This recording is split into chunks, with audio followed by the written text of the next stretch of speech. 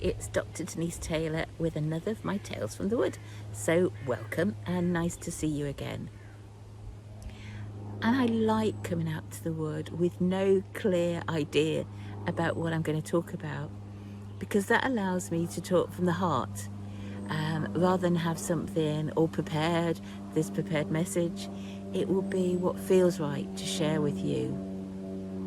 And perhaps rather strangely, I just want us to talk about endings, life endings and death. And whilst we all hope it's going to be a long way away, oftentimes people get scared. And I was talking to some people recently, and we were talking about death and what is it that frightens people about death. And sometimes it's the not knowing, which I think can get broken down into a number of different things, because even with faith, I'm not sure people do know what's going to happen when we die.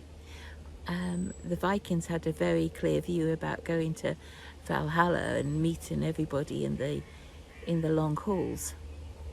And there's the people with the near-death experiences that have got a view about the light that they've seen. So there is the unknown going forward. And I think sometimes we can be scared about just what it's going to be like. Are we going to be in pain?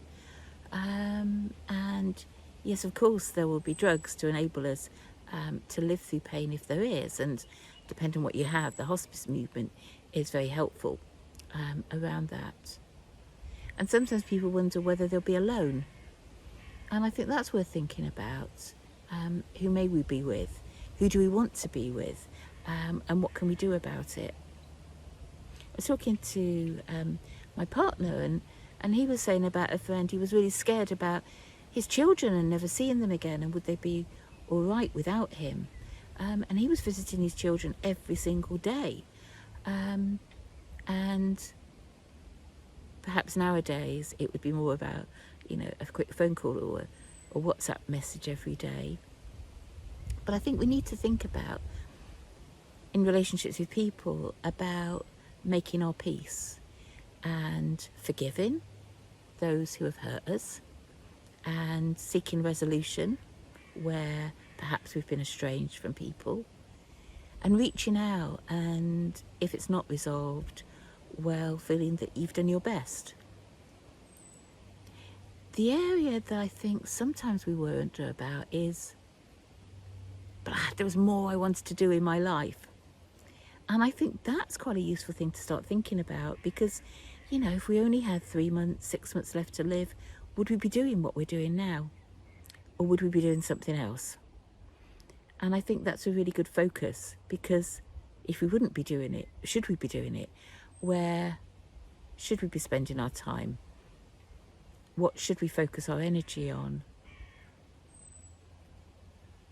And when I'm working with people, thinking about life after full-time work, we'll start thinking about, but what is it that's really important to you?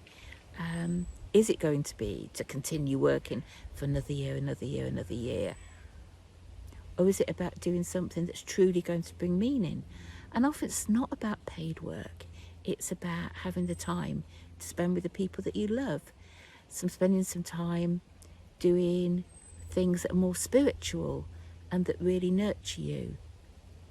So the message for this video is,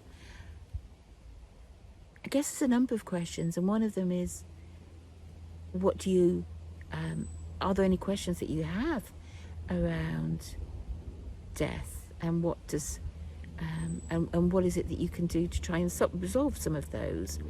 And are there unfinished business that you have that you could either forgive or resolve? And if this was your last 6 months on earth, would you be doing what you're doing now? And if not, what would you be doing? And what is it that you can do to make a difference and have the life you want now? So just wanted to get you thinking about that one.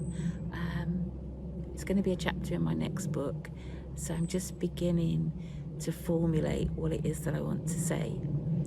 But I do think it's a subject that we shouldn't shy away from, and it's something we should think about. So until next time, it's Dr. Denise Taylor, Tales from the Wood. Take care. Bye-bye.